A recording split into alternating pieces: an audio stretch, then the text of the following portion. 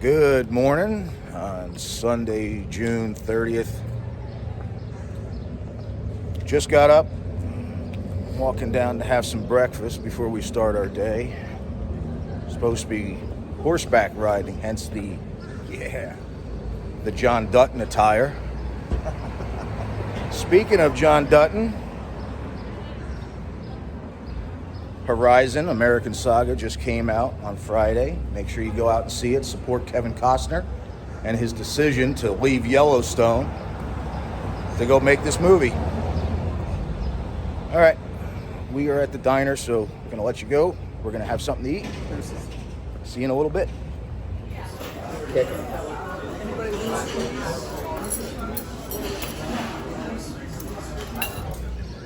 All right, breakfast is done. Heading out to the car. Gonna make our way to a campground over on Confederate Avenue to get on our horse. And we'll be taking a little tour around the battlefield on horseback. The sun's out, getting a little hot, so we'll see how this goes. All right, Frank and I are here in the backside of Confederate Avenue.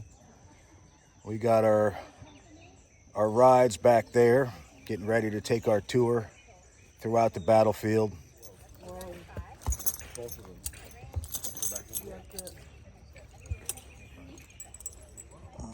How you liking it, Frank? Comfy?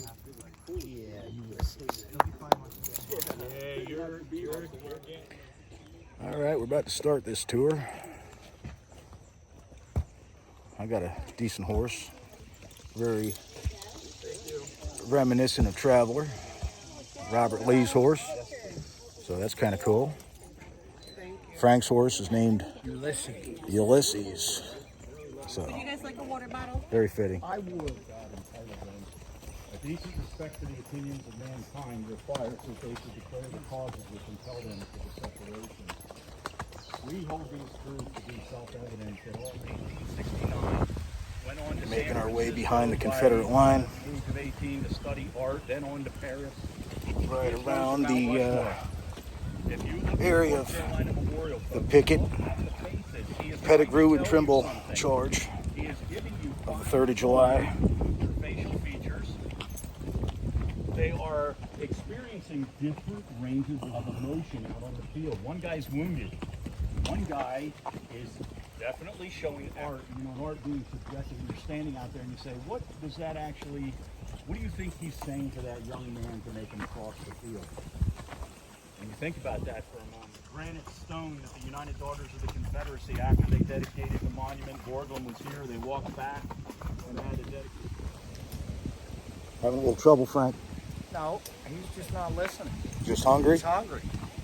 That's all right. I got him under control. Don't bite her in the butt.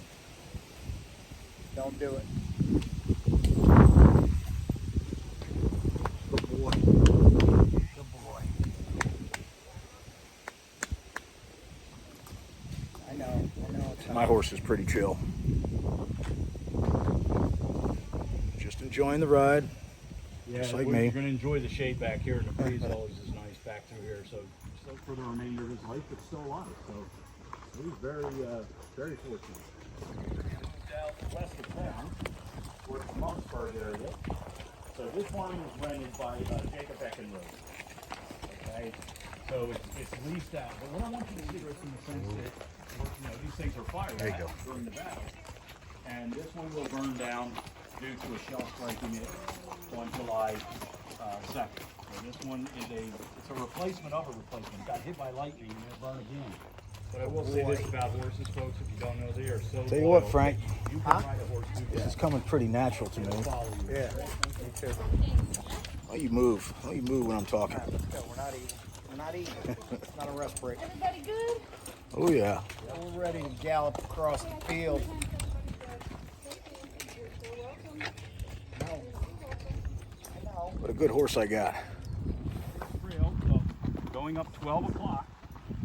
As soon as you get past this tree here to the right, if you look at the statue of the man Andrew A. Humphreys, he is the division commander of the 3rd Corps, right up over Andrew A. Humphreys' head. So a group of trees comes around be See an in the ideal distance spot is to the play battle. monument to the Look at all 120th. these open fields. Okay? You have a lot of space. So in Civil War era fighting, they fought shoulder to shoulder in rows. Yeah, you can see we turned around right before we got to the 120th New York. My 2 times great uncle would have been on that field in that spot. Okay? So look at the open Looks like we field. turned around. We're going to be heading back. A picket charge would happen here because you've got a lot of room to maneuver people. Easy, But even easy, on day easy. 2, There you go. so in front I'm of us, enjoying you need to know the areas enjoying the hell out of this. makes sense. Look at the Kadoorie barn, which is the red barn right in front of us. It's off from 12 o'clock to the right. You see the Tremens back in the valley, back behind the Confederate line. And this is important. How if nature, Providence, whatever you want to call it, this didn't exist, me What an going to send for amazing way to see the battlefield. now the soldiers that Seeing did it from this perspective is Samuel just R. Johnston insane. says that he came out. All right, we just got off the horses. How's your ass feel? Oh my God! Now I know why cowboys walk like this. I know I feel pretty good. I was enjoying every damn minute of that. That horse was so good. I don't know if it just comes natural or that horse was good, but I think you're a horse whisperer, Johnny. I tell you what, that horse, the little bit of movement I gave him, he was doing, it was like driving like a fine sports car. You're moving at 2 miles an hour. Yeah, but it was nice. It was. Good. It I was could great. go out there all day with him. He was a I don't know fun about horse, that. I fun was horse. ready to get off my ass and inner legs. All right, we arrived at the Adams County Historical Society Museum, the Beyond the Battle Museum. We're here for a game show that they're putting on, the Getty's Nerd Game Show night. It's going to have food trucks and all kinds of other things. It's being put on by Tim Smith and Gary Edelman. I just bumped into Tim Smith and got a photo with him.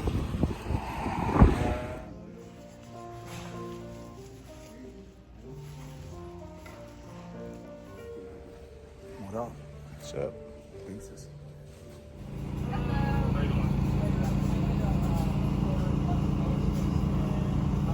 Well, with the entry to the game show, they gave us vouchers for the food trucks. So you're getting food. Food. It's a scroll. Look, it's a scroll. It's a scroll. It's a scroll. I got Electra of Oh, Daredevil wouldn't fame. know. I wouldn't know. Marvel Comics, right? Okay, get an education. Welcome to who's also the official historian of Adams County, Pennsylvania. Please, the one and only Gary Edelman.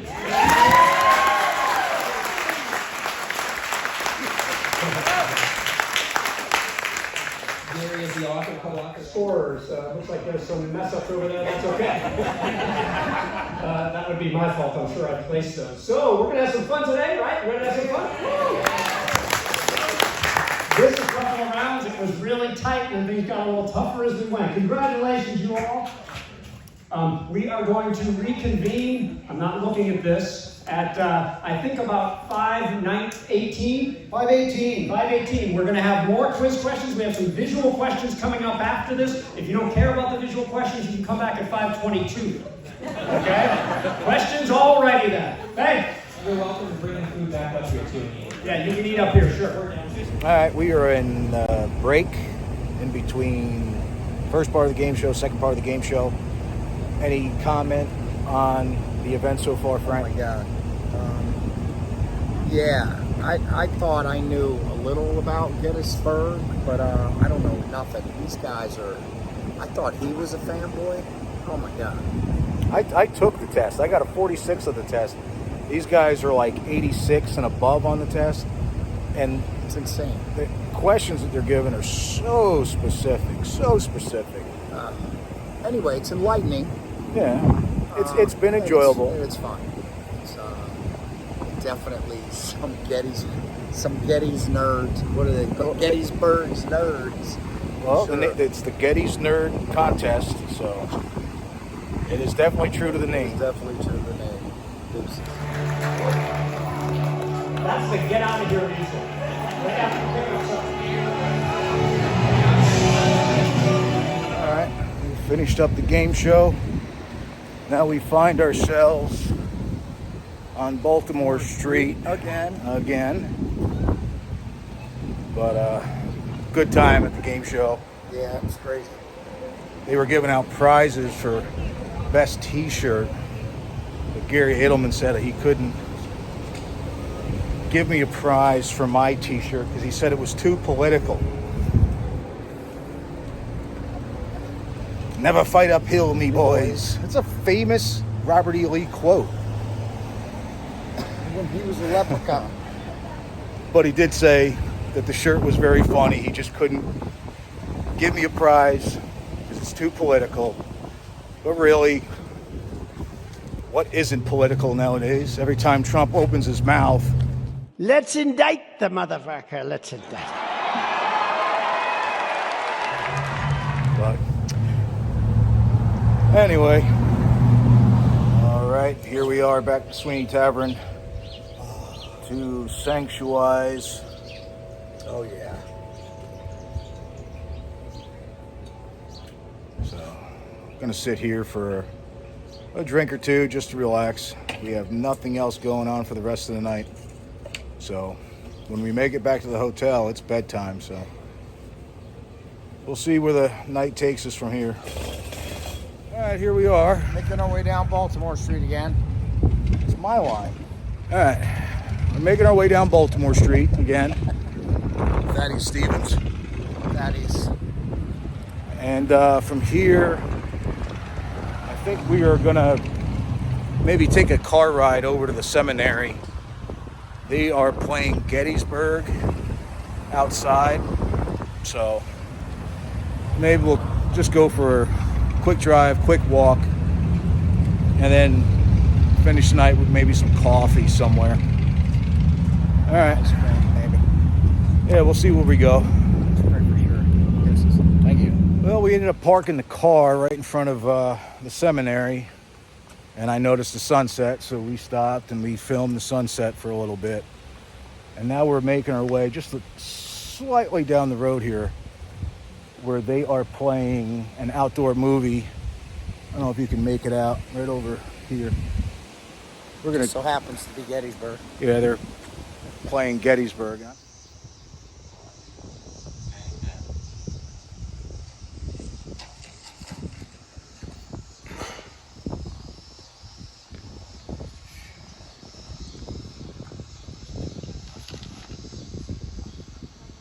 Are these all Maine men?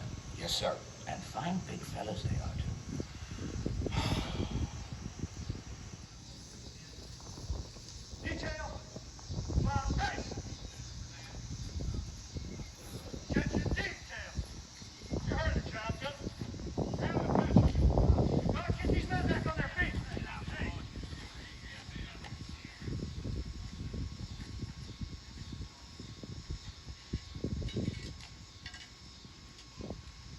I'm looking for Commanding Officer 20th Maine. You found him? That's him, all right. You Chamberlain? Colonel Chamberlain, too.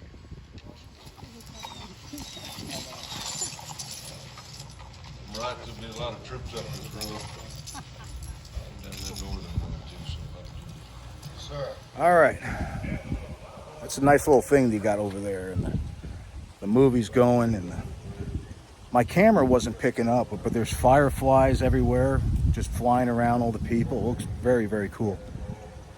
But what Frank doesn't know is Frank sat down to watch the movie, and so I started exploring a little bit, walking around amongst the movie watchers, and I spot Matt Crowley from Addressing Gettysburg podcast. So I go and I'm talking to him, and as I'm talking to him, there's a little squirrely guy right next to me, and I look over, it's Gary Edelman.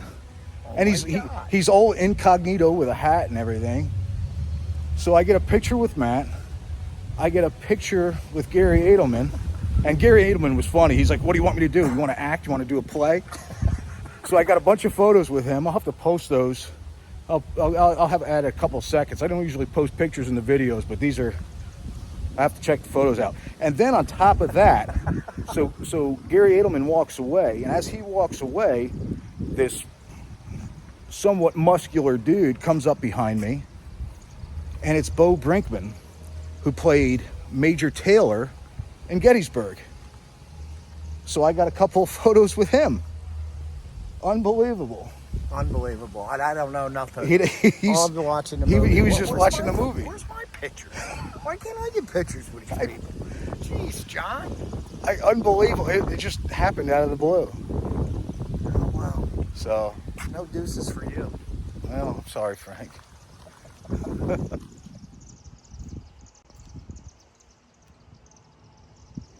Well, Frank and I stopped at the Blue and the Gray restaurant. Bar and grill.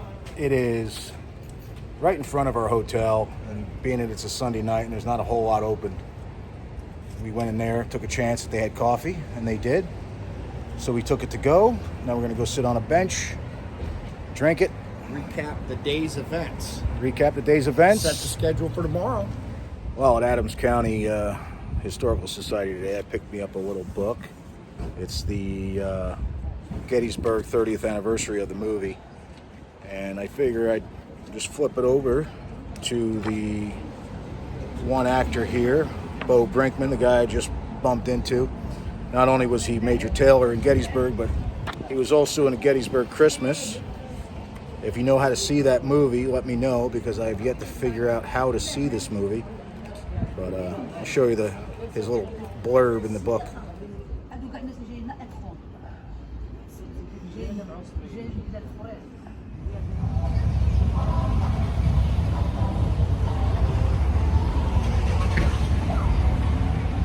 Well, I'm going to go ahead and end the video here. We're finishing up our coffees, and then I think we're just going to go upstairs, get showered up, go to bed. Tomorrow we start the first day of the battle. We have nothing on the schedule, so we can choose our own adventure, just like the 80s novels. So I don't know what we're going to do. We're just going to float around, do whatever we want to do. So Who's got it better than us? I don't even think I'm going to set an alarm clock tomorrow. Oh, shit. Watch So out. we're going to sleep in maybe. All right. Thanks for watching.